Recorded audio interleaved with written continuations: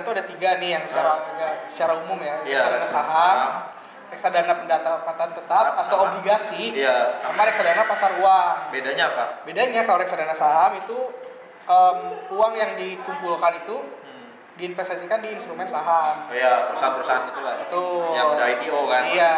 Nah, terus kalau yang kedua obligasi ya, obligasi. Surat berharga ya? Surat berharga.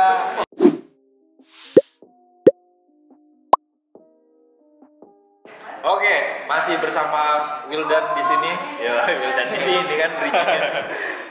Part 2 kita akan bongkar tentang pekerjaannya dia karena dia kerja di salah satu perusahaan investasi yang kita tidak bisa sebut ya namanya. Cuman kita ambil dari sisi investasinya aja, ilmunya ya kan. Karena apa ya? Menurut gua nih sektor itu kan masuknya sektor finansial ya. Ada sektor real, ada sektor finance. Kalau bisnis lu kan sektor real kan, tambah kan. Nah, kalau finance kan keuangan. Nah, gue mau nanya, lu kan kerja di industri sektor finance yang mana itu investasi kan. Nah, itu kenapa lu kerja di bidang itu gitu? Apakah pekerjaan lu sekarang yang di investasi ini sama sih pertanyaannya? Kalau tadi kan bisnis syariah kan kuliah lu kan. Nah, tapi kan beda nih sama investasi ini. Walaupun ada saham, bukan saham ya, reksadana syariah ya, tahu ya. Nah, kenapa lu milih kerjanya di sektor itu gitu? Karena memang gue pertama suka investasi sih, suka investasi secara umum. Gak cuma itu aja, karena ketika lo bisnis pun juga sebenarnya lo berinvestasi kan. Lo menginvestasikan uang lo untuk dalam sebuah bisnis gitu. Memang karena gue suka investasi, minatnya sama investasi. Ya, kebetulan waktu itu juga memang ada lowongan di sana, gue daftar juga diterima, ya udah. Tapi bahaya lo ngomong di sini. Gak apa-apa. Nanti ada yang Mas saya pinjam modal gitu. Berarti bukan karena ini, bukan karena apa orang dalam kan kerja di situ bukan? Nah, dia ikut lu lamaran apa job street ya waktu itu lu cerita sama gue. Lamaran. Di mading kampus. Dan dites kan lu pas masuk dites segala macam kan? Iya. Oh jadi dia lu kuliah di Bandung berarti kan? Di UI di UI Depok. Nah dapat kerja di Jakarta. Tinggal di Jakarta, Sa. Oh, tinggal Kos Jakarta. Sekarang sih di Bandung, kan Kalau rumah orang tua di Bandung ya. Ya. Cuman lu kos di Jakarta, terus lu kerja di perusahaan investasi. Gue bisa bilang lu kalau bahasa sekarang kan, kalau dulu gue taunya pialang ya. Kalau sekarang lu berarti manajer investasi kan? Ya, di perusahaan manajer investasi yang mengelola reksadana. Oh, lu berarti itu lu ngapain? Konsultan. Iya, gue waktu awal sih gue jadi namanya riset analis tuh. Oh iya. Jadi gue menganalisis supaya perusahaan gue tuh menginvestasikan uang masyarakat tuh kemana gitu. Karena intinya reksadana itu kan adalah dia tuh mengelola uang kan, lain lah. Dimana semua orang tuh bisa beli. Iya. Reksadana itu salah satu instrumen investasi. Nanti uang dari orang-orang itu dikumpulkan, dikelola sama perusahaan oleh perusahaan gua. Oh, tadinya lu riset analis. Iya. Kalau sekarang Namanya central dealer. Berarti itu naik jabatan apa gimana? Naik sih. Naik sih. Berarti lumayan lah udah ya gaji lah ya. Ini kan masih bisnis nih. Iya. Kalau udah cukup nggak perlu lo ngapain kan? Iya sih. Iya. central dealer itu berarti lu bantu orang kalau ada yang mau, itu yang gue bilang tadi ya? Iya itu kayak pialang? Bukan. Itu bedanya. Jadi gua yang bertransaksi lah istilahnya. Oh, lu yang bertransaksi. Tapi kalau sekarang istilahnya pialang atau manajer investasi bro? Tetap ada. Itu beda, itu dua. Itu beda. Yang beda. Beda. Oh. Kalau pialang itu tempat kita jual beli sahamnya. Kalau manajer investasi itu ya memanage uang. Manage berarti gue salah nih. Berarti kasarnya kayak misalnya nih gue punya duit sekian M nih, terus gue langsung datang ke lo tuh. Bisa kayak gitu. Oh, kayak gitu. Nanti lo taruh itu yang ketiga perusahaan gue itu yang mengelola itu. Berarti udah ada sekian M. Ya enggak, ceritanya. Berarti setiap bulan itu ada laporannya berarti ya untuk yang ada saham gitu. Ada laporannya kayak gitu. Iya, jadi gue lagi menghayal dulu. Nanti lo terima laporannya tiap bulan dikirimkan. Berarti langsung. Orang yang menanam itu ada bonusnya persekian persen gitu atau gimana sih? Orang yang nanam itu ya bisa untung bisa rugi. Oh ya tergantung harga dari, pasar kan. Dari saham gitu. Iya. Karena kan itu ya contohnya gampangnya nanti gue investasikan di perusahaan gue investasikan di saham nih.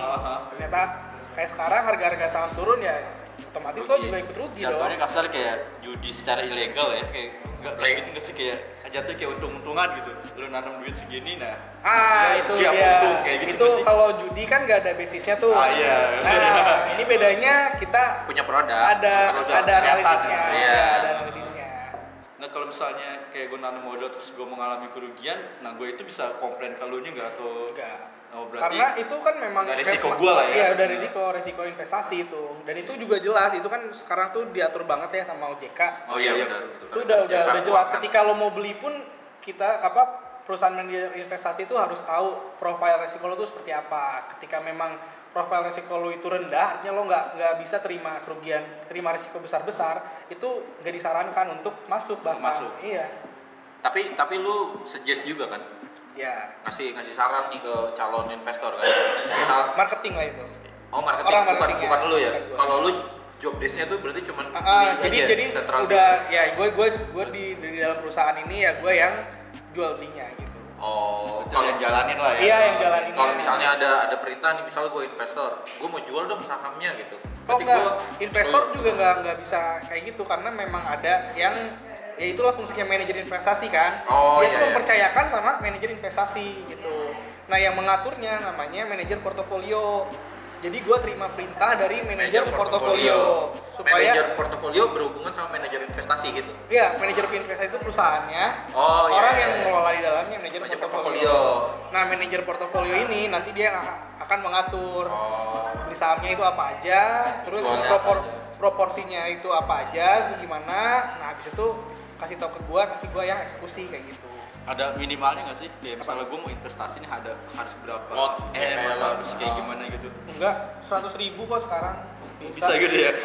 Bahkan sekarang tuh ada sudah banyak kok sekarang aplikasi-aplikasi startup yang menjual yang mereka tuh membantu menjual reksadana gitu loh, kayak apa sih? Binomo. Yang paling itu.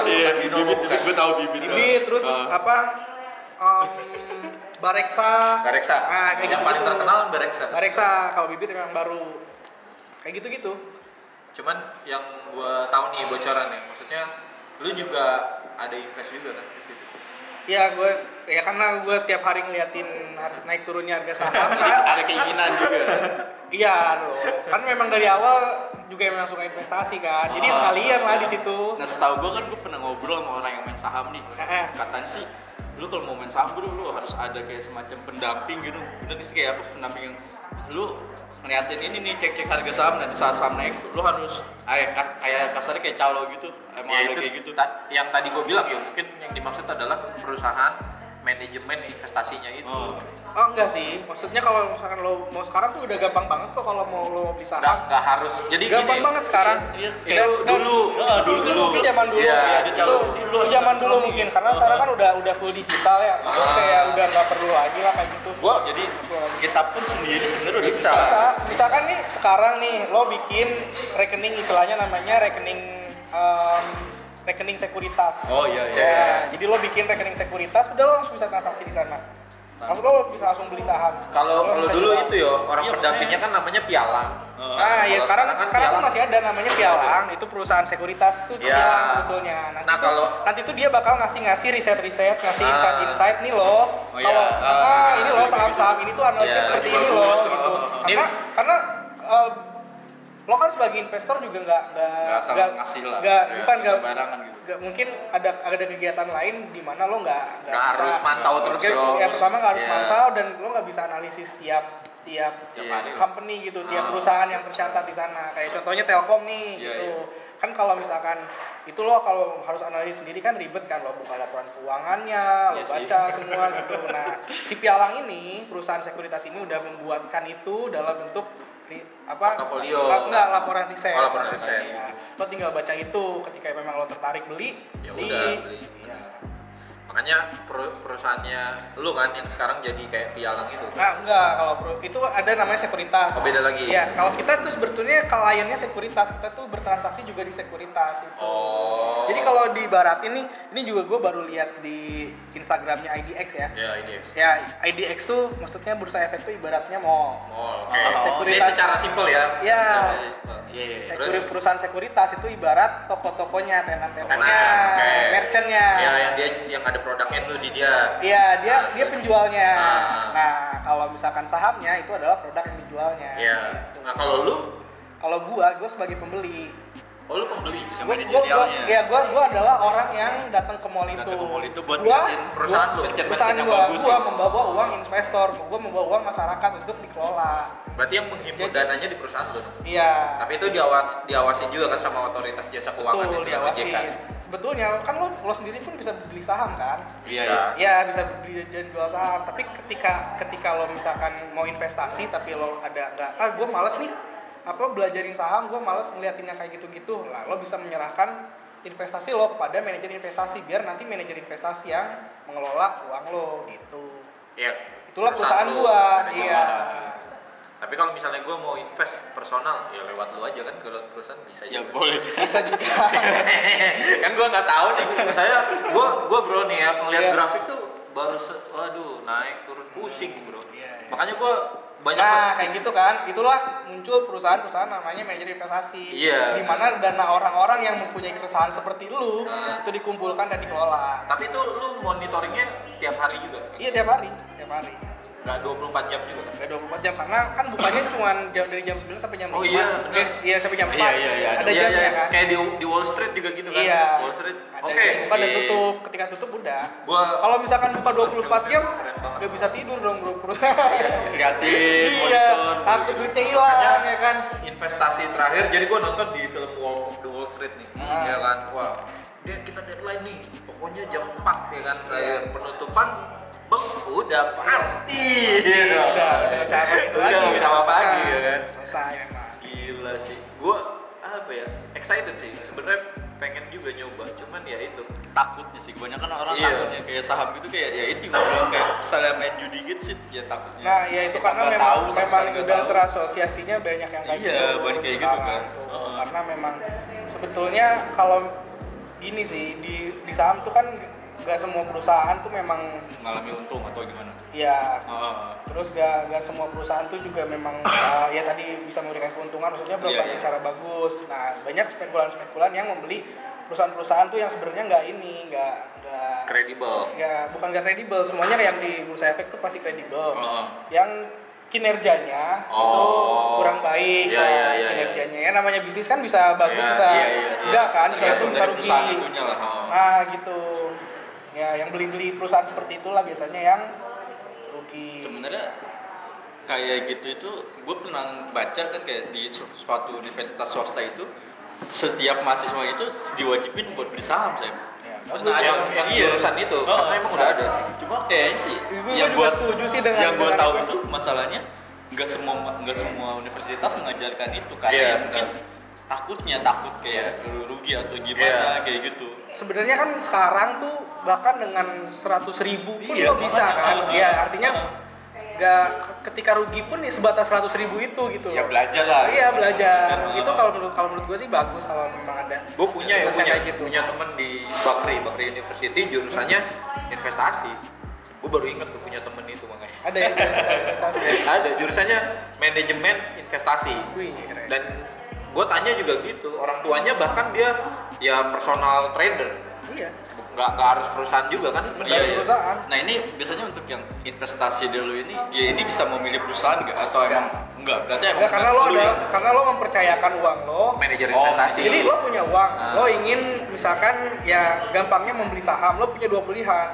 Iya. Ketika lo punya waktu dan lo bisa menganalisis, lo bisa langsung beli sendiri.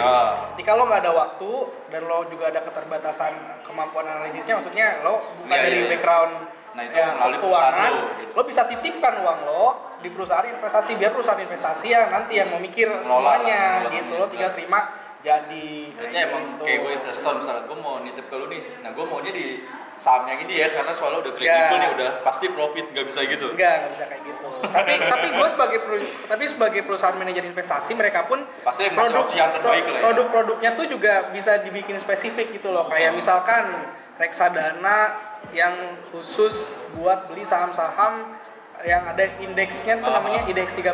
Kayak gitu. Jadi nanti cuman dia tuh hanya akan berinvestasi di perusahaan-perusahaan yang 30 perusahaan itu tadi gitu. Nah untuk gitu. biasanya kalau keuntungan itu investor itu dapat keuntungan berapa persen dari dana yang dia investasiin itu? Itu tergantung ketika memang pasarnya lagi bagus, terus performa manajer investasinya juga lagi bagus ya. Nanti kan ada ini yo, pembagiannya tuh namanya dividen ya bro. Enggak, kalau dividen tuh kalau ke investor yang tadi lewat perusahaan investasi enggak, karena itu terakumulasi perusahaan. Di perusahaan investasinya itu terakumulasi.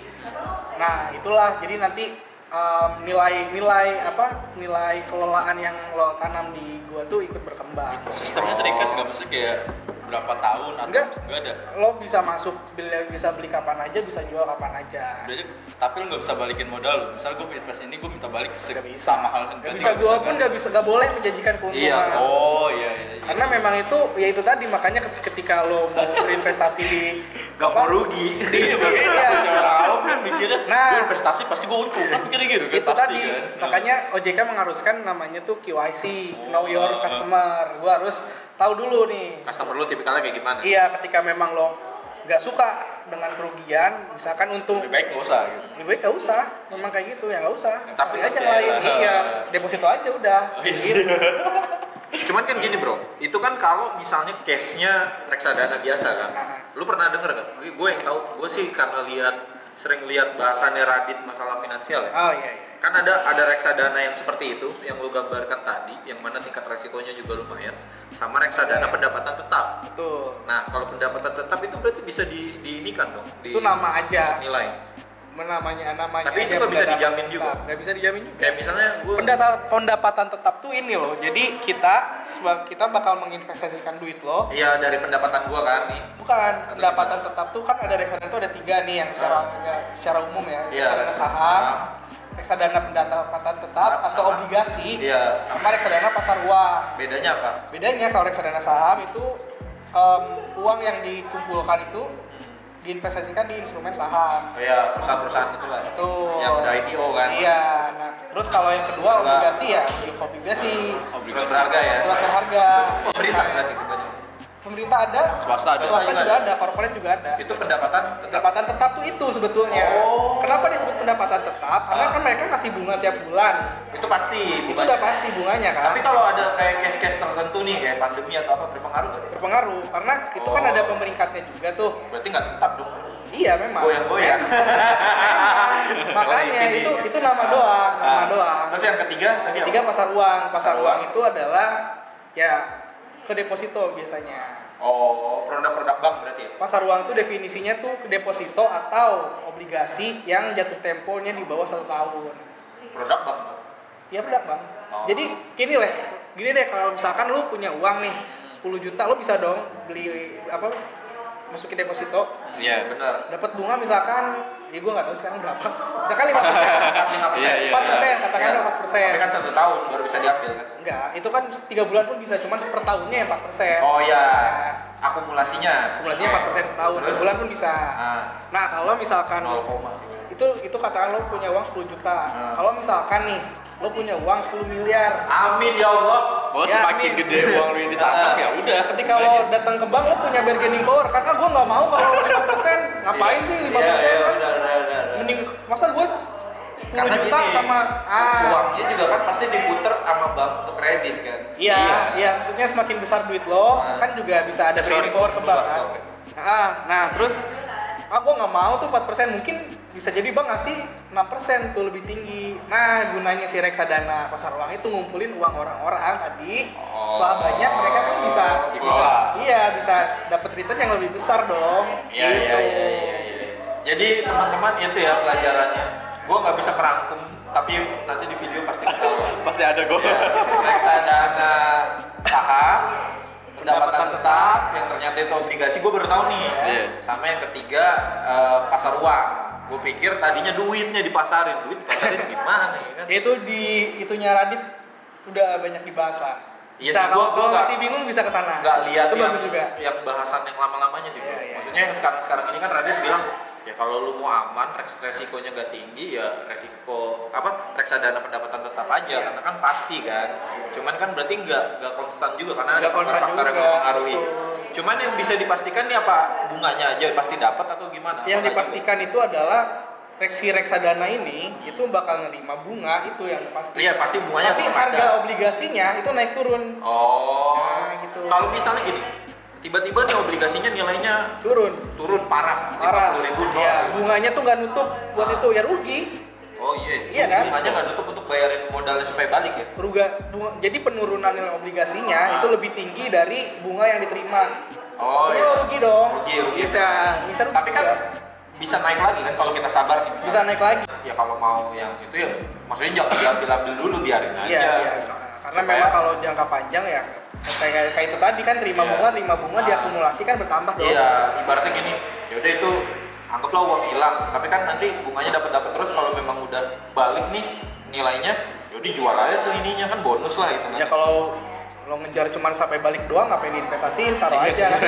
Sampai untung lo pegang sampai untung. Iya.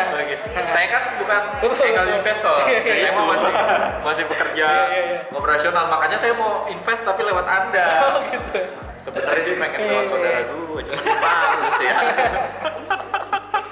Aduh, anjir. Terus apa lu? Gini, lu mau nanya? Dolar itu berpengaruh nggak buat kayak wah ya tuh menarik tuh. Dolar itu ngaruhnya sebenarnya rentetannya cukup panjang sih kalau sampai. Tapi ada ngaruh lah intinya. Berpengaruh. Tapi kalau dijelasin lagi agak ribet lah ya, panjang. Ribet, cuman kalau simpel gini deh. Gini. Ada misalkan itu perusahaan, contohnya perusahaan obat. Dia itu untuk bahan bakunya tuh impor dari luar. Oh iya. Impor tuh perlu dolar dong. Iya betul. Artinya ketika dolarnya naik menguat, dia kan costnya biaya untuk beli bahan bakunya naik tuh. Iya. Profitnya jadi kecil kan. Nah jadi kalau misalkan ada penurunan profit itu kan orang jadi kok turun nih profitnya, gue jual aja sahamnya lah karena akhirnya harganya turun kan. Ya kayak gitu. Jadi rentetannya tuh kayak gitulah. Cukup panjang dan beda-beda juga tiap perusahaan. Berarti kayak misalnya investor itu pun juga harus tahu dong kayak misalnya dolar lagi menguat atau melemah kayak gitu atau. Nah itu dia kalau misalkan kalau ada waktu untuk tahu itu silakan investasi sendiri. Oh gitu. Kalau pengen terima jadi serahkan ke manajer investasi. Itu lah gunanya manajer kan. Itu gunanya manajer investasi mengelola. Gitu. Nah, tanyaan gue gini, gue pernah denger juga ada yang namanya kan di reksadana saham ya, ada yang namanya saham blue chip. Nah, kalau menurut lu saham blue chip tuh saham yang kayak gimana? Saham blue chip tuh simpelnya saham yang kalau perusahaannya itu bagus tuh dalam artian dia udah lama berdiri, terus udah pendapatannya juga fluktuasinya nggak tinggi, konsisten gitu, terus utangnya juga nggak besar banget. Ya ada sih sebagian perusahaan blue chip yang besar banget. Iya, kita nggak kayak nyebut nama ya. Sama yang terakhir tuh kapitalisasi pasar istilahnya. Kapitalisasi pasar itu tinggi gitu. Cuman kita bisa tahu nggak ada kayak misalnya gini, ada info nggak nih misalnya di majalah atau di internet, oh nih di periode ini nih yang kategori blue chip ini atau kita analisa sendiri? Itu sebenarnya blue chip itu juga nggak baku gitu loh. Itu adalah istilah untuk menyebut perusahaan-perusahaan tadi yang kapitalisasi pasarnya besar dan udah bener-bener semua orang tahu gitu. Istilahnya ya gampangnya kayak BCA, siapa sih kata BCA kan? Telkom, siapa yang kata Telkom? BRI. Masuk kategorinya lah ya. Masuk kategori blue chip. Tapi kita nggak bisa ada patokan bakunya. Iya, nggak ada sebetulnya, nggak ada patokan bakunya. Itu kalau misalkan ditelusurin lagi sejarahnya tuh dari zaman dulu blue chip tuh dia bukan dari Indonesia sih. Ya, jadi memang udah ini semua udah berlaku di dunia juga. Maksudnya blue chip tuh untuk penyebutan saham-saham yang seperti itu tadi kayak gitu. Nah ini lu kan manajerial investasi nih, ini lu ada pelajarin kayak misalnya setiap tahun nih orang ini bagus nih buat investasi di bidang kayak makanan atau bidang kayak misalnya startup, lu pelajarin itu nggak? Iya, itu memang sektor-sektor yang bagus tuh kan juga ganti-ganti tuh. Ya kan kayak misalkan sekarang nih lagi pandemi, perusahaan-perusahaan yang mungkin dia jual retail atau restoran gitu kan turun untuk pendapatannya. Ya kita ganti, harus aktif gitu loh. Berarti kita sebagai manajer investasi harus cari tahu juga lah ya. Harus kayak gitu tiap hari. Nah itulah riset. Gitu. Tapi terbayar lah ya sama gaji ya ribetnya. Enggak juga sih. Enggak juga. Lebih cara nggak gaji yo. Sebenarnya lebih ke arah pelajaran untuk jadi investor itu karena kan dia kedepannya dia. Iya, dia kan tadi yang dia bilang, Wildan bilang, gue seneng sebagai investor. Nah itu tahapannya tuh menurut gue pribadi udah another level di atasnya bisnis. Kalau kita kayak gue nih masih punya usaha ya, punya bisnis, gue terkadang kan masih terlibat tuh di dalam proses kan, di dalam operation. Tapi kalau investor kan ya udah, ibaratnya kalau misalnya di perusahaan kan ada CEO, ada komisaris kan. Nah, kebanyakan kan yang investor berarti dia sebagai komisaris. Bisa dibilang kayak gitu kan? Ya kalau komisaris itu adalah orang yang ditaruh investor itu untuk mengamankan istilahnya kepentingannya dari si investor, wakil si investor yang ditaruh di perusahaan itu. Iya, tapi dia punya mewakili kepentingan investor. Cuman dia punya saham juga. Bisa siapa aja. Oh, nggak harus. Jadi misalkan gua mau berinvestasi di perusahaan lo, gua kan nggak bisa mantau terus-terusan nih, ya gua nyuruh teman gua untuk jadi komisaris di perusahaan lo. Oh sorry, berarti gua salah nih. Ya sebagai ya karena saya bukan orang manajemen pak. Iya. Saya mentok, saya tahu paling tinggi CEO doang. Kalau misalnya di atasnya CEO, taunya komisaris, tapi ternyata komisaris itu nggak mesti punya saham juga dong di sini. Buat nama doang, kayak sebenarnya temen gua ada yang dia bisa jadi komisaris yang padahal dari segi pendidikan dia jauh banget gitu. Nah itu dia jadi komisaris itu buat nutup perusahaan, yang penting di bagian manajemen perusahaan ada komisaris. Kayak gitu doang. Sih nggak ini. Cuman kalau memang buat taruh nama doang. Cuman kalau di perusahaan tercatat yang listed di bursa efek, ya komisaris itu ada kredibel ya, jelas. Tapi kan ibaratnya gini, investor itu ya another level dibanding orang yang terlibat di manajemen kan. Karena kan dia nggak harus kerja apa-apa, ya lu bisa dapat return kalau memang perusahaan itu bagus ya kan. Tapi kan kalau perusahaannya kurang ya kita juga harus berani terima resiko, namanya juga bisnis kan. Itu ya teman-teman, tolong dicatat obrolan gua ya. Biasanya gua ngomong kagak penting-penting amat. Sekarang penting. Ada pertanyaan lagi yuk dari lu? Gua sih agak bingung juga sih masalah investasi segala macam, soalnya ya pasti panjang sih. Panjang. Kalau kita bahas keseluruhan mungkin nggak akan cukup waktunya di podcast ini. Cuman garis besarnya seperti yang tadi Wildan sampaikan. Ya mudah-mudahan. Mudah-mudahan teman-teman bisa menambah pengetahuan sedikit dan tercerahkan. Tapi kalau ingin tahu mungkin bisa lihat YouTube-nya Raditya Dika, sering banget dibahas juga kan di situ. Soalnya atau di YouTube yang lain. Di kerjaan ini pun cuma ya sebatas manajerial doang kan, bukan ngurusin hal lain-lainnya kayak gitu kan. Cuman gue tertariknya karena dia invest juga. Iya. Dia invest juga kan. Ya dia tahu lah manajerial juga di mana ya udah akhirnya. Ya karena kan gue juga sambil tiap hari ketemu mulu kan. Nyambi kerja gitu. Di saat kalau misalkan orang lain itu mau mengakses, misalkan pengen lihat sekedar harga saham aja itu karena dia lagi kerja nggak bisa. Nah ini kerjaan gue mengharuskan gue untuk melihat harga-harga tersebut. Yang gue tahu kemarin ini harga segini, minggu lalu harga segini. Oh ini lagi murah, oh ini lagi mahal gitu. Jadi gue juga sekalian bertransaksi. Berarti kemungkinan besar orang yang kerja di bidang sama lu pun juga investasi juga pasti ya. Iyalah. Jadi lu bekerja ini dalam bentuk tim atau emang pribadi gitu? Tim. Oh tim. Kerja ya. Kalau kerja tim yo. Tapi kalau yang lu invest sendiri kan? Kalau yang yang gua invest sih ada yang pribadi. Cuman kalau yang dikerjaan di kantor ya itu uang. Ada tim. Uang nasabah. Dan uang nasabah. Ada lagi nggak saya pertanyaan? Waktunya cukup nggak sih bro? Ya terus gimana? Lanjut. Tapi tadi bisa apa? Emang kalau lebih kenapa? Gua kan yang ngedit. Aduh, nggak apa-apa lah ya, tetap masuk ke frame. Nah, pertanyaan gua terakhir. Kalau dia tadi udah yang terakhir ya mungkin. Milih, kalau biasanya sih kita pesan-pesan atau ini enggak lah, supaya beda. Milih jadi investor di bidang sektor finance itu atau business owner? Business owner. Kenapa? Karena kalau di itu ya goalsnya sih ke sana ya, karena udah passion ya, lebih jelas apa gimana? Lebih jelas gitu kali ya? Bukan lebih jelas, kalau biasanya di sana tuh ya memang uangnya tuh bener-bener real. Enggak, kalau di sektor finance itu sebetulnya kalau dari hitung-hitungan persenan tuh itu lebih besar business owner kan. Iya sih. Nah, cuman ketika lo misalkan kayak gini, lo punya uang 10 juta, terus lo bikin jualan apa ya, istilahnya dimsum tuh. Persentasenya kan bisa gede ya. Kan bisa gede Ya, tuh. banding 10 juta itu sebulan ya. tuh misalkan omset tuh bisa sampai 30 juta. Iya. Dan profitnya misalkan 10 juta lagi, artinya dengan uang 10 juta lo bisa menghasilkan profit 10 juta. Dalam waktu singkat. Dalam 1 bulan. Dalam waktu 1 bulan. Sedangkan duit lo sekarang nih Kalau 10 miliar, apa masih bisa kayak gitu? Iya kayak juga sih. Nah, itulah. kalau misalnya lu sebagai investor di ini ya, di sektor Di- finance.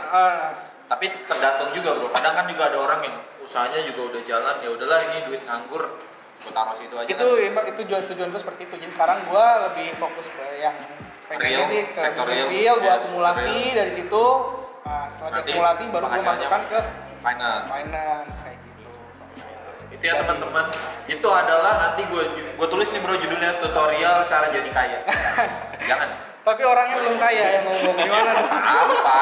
Kan ada pandangan menuju ke arah situ. Oh iya. Enggak, judulnya nanti tetap saya muda, beda dan berbahaya. Itu dia. Muda, beda dan berbahaya. Aduh, gila keren banget. Nah, kalau di part 1 kan nanti gue cantumin tentang seafood ya. Kalau di part 2 lu bersedia nggak nih? Misalnya ada teman-teman yang mau nanya atau nanti dari komentar aja lah. Boleh. Kalau IG lu nanti gue cantumin. Boleh. Gue gak Ntar ada begitu DM. aktif juga sih. Oh, nggak begitu aktif.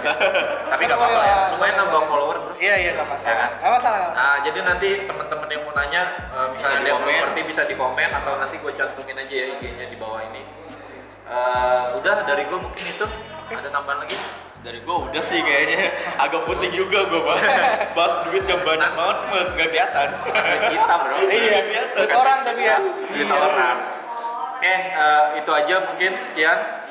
Boleh tutup ya?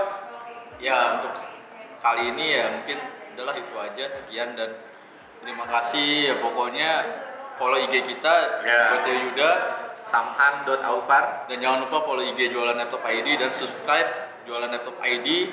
Pokoknya ya udahlah, intinya itu aja. Sama Wildan jangan lupa. Wildan jangan lupa sama Wildan. Seafood. Seafood. Seafood dan Wildan S. Nurullah. Nanti gua cantumin semuanya ya di bawah teman-teman. Sampai jumpa di episode berikutnya. Terima kasih. Dah.